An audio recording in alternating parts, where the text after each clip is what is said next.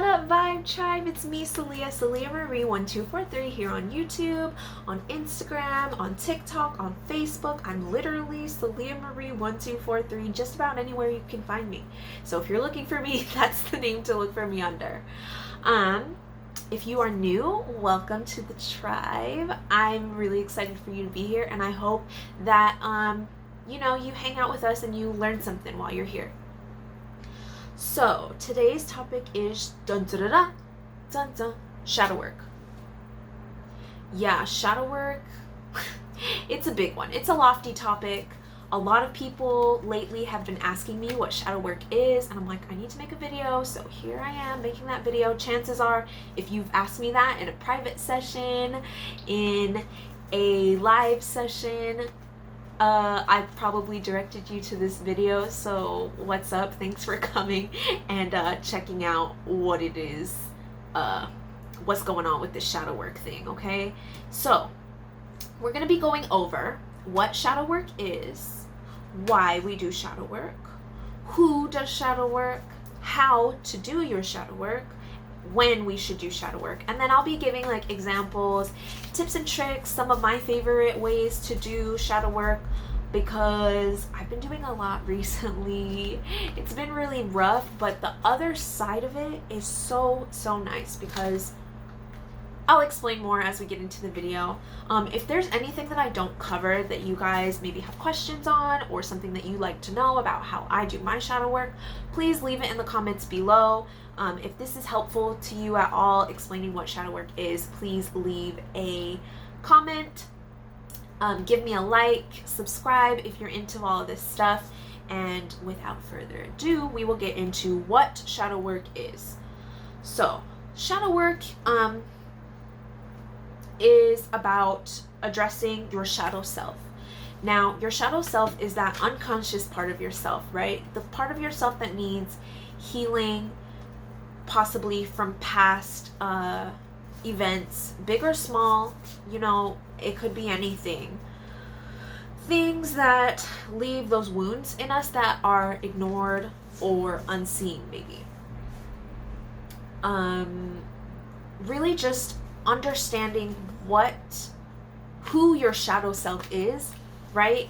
What things have affected you, and why, and then how you can go about beginning to heal and understand why those things happened, how you can change them going into the future for you to be your healthiest self. Mentally, spiritually, physically, shadow work can be in any of those areas, right? So an example of shadow work would be, so say like a kid grows up and they never really do anything for themselves, right? Say that their parents super spoil them, never let them do anything for themselves, they always have everything handed to them on a silver platter, right? So then that child grows up into their teens, into their early adulthood, and they don't know how to do anything. They don't have confidence in themselves because they've always relied on somebody else to do it for them. They don't know how to do anything, and when they go to do things, they get frustrated because they're just lost, alone, afraid, whatever, right? That would be something that they need to address as shadow work.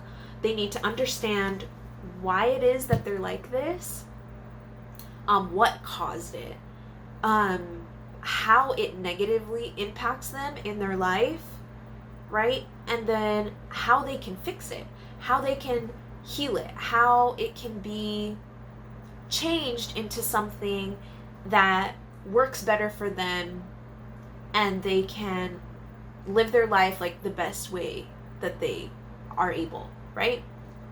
So then that moves us into why we do shadow work. And really, shadow work helps us to know ourselves better. It helps us to really understand those issues that we've had that, like I said, sometimes we ignore, and sometimes we don't even see it. We don't even realize that it's an issue, because again, a lot of it is subconscious, it's your unconscious mind. And I'm not a medical expert or anything like that. I want to make that disclaimer, but as somebody who's done a lot of shadow work, I can say that there are a lot of things that I have addressed that I didn't even really realize was an issue, or I didn't realize where these issues came from until I really started to dive deep into my shadow work. So really, it's just about coming up with healthy ways to cope with our triggers and move forward in the healthiest way possible. Okay, so next, who does shadow work? And the answer is everyone. There was somebody on one of my lives who had asked me one time, and they were like, well, you keep talking about shadow work, but like, I don't think I have to do it. And I was like, okay, like, why do you feel like you don't have to do it? And they were like, well, because, I pray, so I just feel like it's all taken care of and I shouldn't have to do it. And I was like, no, that's not really how it works. Because the way I look at it is, the only person who does not need to do shadow work is somebody who's absolutely perfect already. If you are perfect, you have never wronged anybody, you have never lied about anything, you have never, like, essentially you're just perfect, right? Which doesn't exist. We've all done something. So literally everybody has shadow work to do. Everybody makes mistakes, but I think that's another part of shadow work, is to really be ready to be completely honest with yourself about your mistakes, about your shortcomings. And then there's this like balance thing where you have to really be able to balance having compassion with yourself, being able to forgive yourself for those traits that you've learned and clung to and really brought them into like your adult life or like your present day behaviors and attitudes. Like, so it's like forgiving yourself for doing those things, but also being, upfront with yourself and objective about how you are going to tackle those issues and heal them so that you can move forward. Next, we have how. I think this is the biggest one. I'll probably spend the most time talking about this. How to do shadow work. There are so many different ways to do shadow work. It's really going to depend on you and what you want to do. So like I always tell everybody, use your intuition. Maybe try a couple different ways. Whatever feels right to you is going to be the best way to do it. So, and like I said, it's important to be honest with yourself as well. So shadow work, how we can work on it could look like maybe seeing a counselor, possibly like a psychologist, maybe a spiritual or a religious advisor, okay, right? Seeing like your pastor or a counselor at school or something like that, like working through the issues, somebody who is going to be able to kind of help you to reflect on those things, talking through it to your friends or partner or family, what have you. My very favorite way to do my shadow work is through journal entries. I've always loved to write, and I've always been like even as a kid, like I was a super like complex thinker. Like I was always thinking a million different things, and I think the best way for me to sort those types of things out and to really come to grips with it and understand it is to write it down.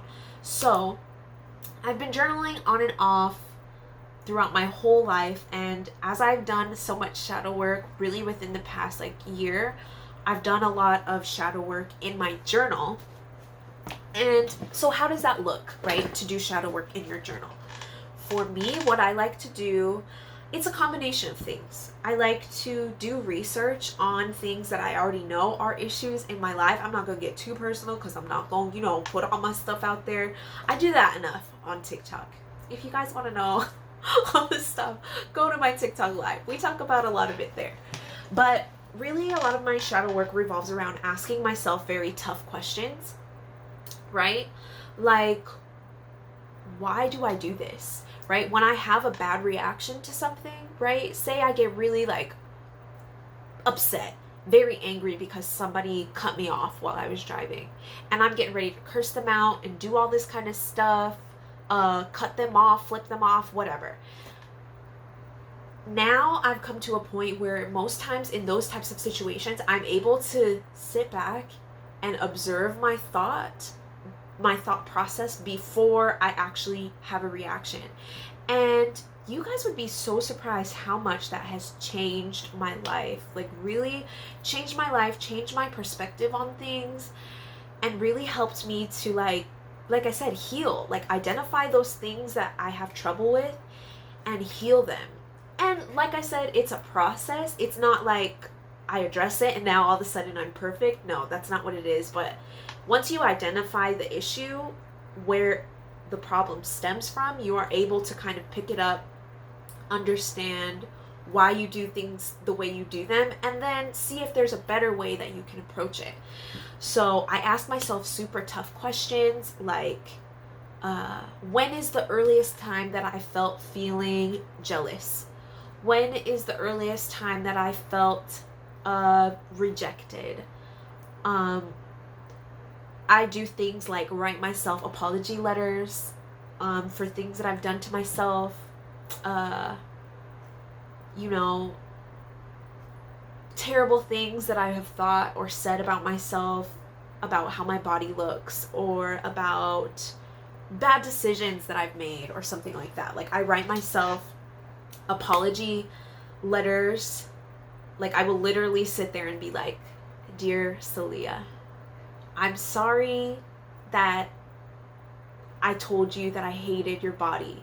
Like, I'm sorry that," like, I just go into those types of things. And I'm like kind of tearing up here because it's like, I'm trying to tell you guys, it's not going to be easy when you do your shadow work. It's not going to be easy. It's something that's very, very difficult to do. But it's so, so necessary to be able to heal those things inside of you and really understand why you are carrying those things with you. And once you can figure out why you're carrying them, and you can learn how to do better and how to, like, release those things, you're going to feel so much better about it. And you're going to feel more confident moving forward when it's time for you to address certain issues that you have in your life. Some other examples of things, also forgiveness letters. So I literally will write apology letters to myself, and I do all of this in my journal. And then I will write also forgiveness letters to myself. Like, "Dear Celia, I forgive you for saying those things." And for me, it's very important for me to, like, kind of go into it and really, like I said, just be objective with myself. It's like playing two sides of a coin, right? On one side, it's me talking to myself like, "You shouldn't have done that," right? "You knew that was bad." And then the other side is like, "But I know why you did it. I know why you did it. I know it's because of this." And then the other side's like, "But you can't do it anymore because that's, you know what I'm saying?" Like, it's one of those, like, back and forth things with yourself, at least the way that I do it. And it really helps you, especially if you are being completely honest with yourself, completely as objective as you can possibly be, and really just get down to the root of why you act the way you do, why you have the reactions that you do, and how you can fix those things, right? It's really asking yourself, I have on my card, why am I like this? And that's really what it comes down to, is like, you ask yourself, why do I behave this way? Right?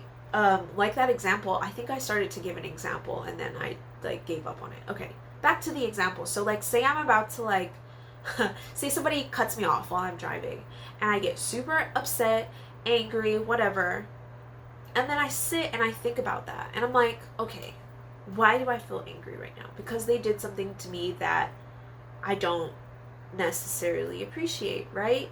Why? Because I probably could have lost my life, or I could have had damage to my property or something like that. Those are important things to me. And then I have to think about it. Okay, so is it worth it to go ahead and cuss them out? What is that going to do? What is that going to do for me? See, and it doesn't always have to be, like, rooted in something super traumatic either.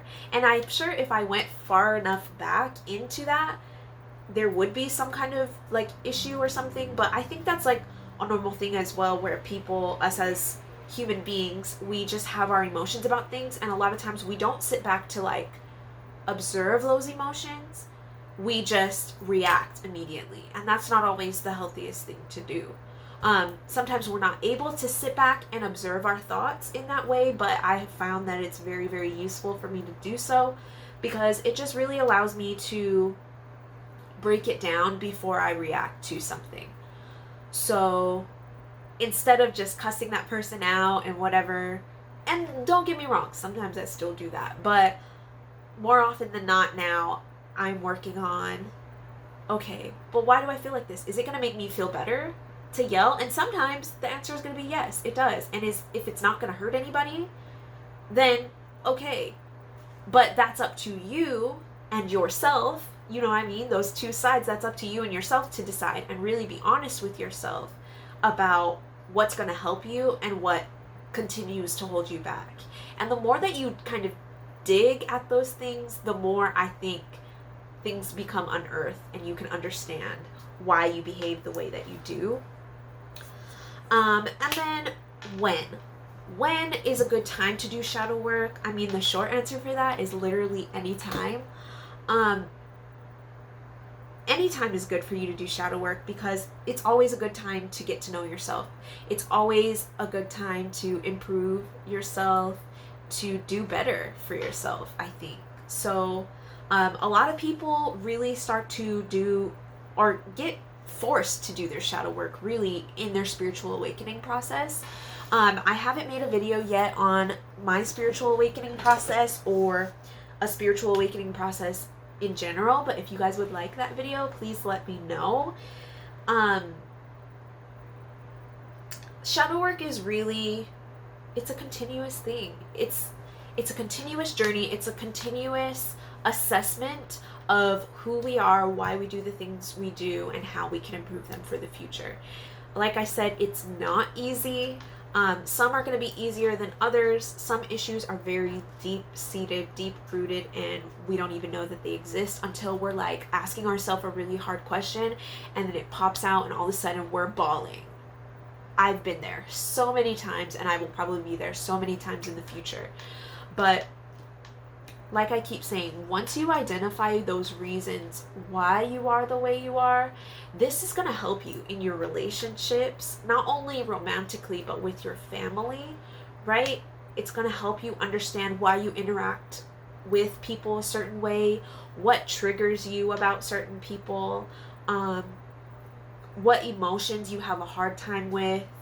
Sometimes a lot of us avoid certain emotions, or we have an extreme reaction to certain emotions, and it's really good to just sit back and kind of understand why.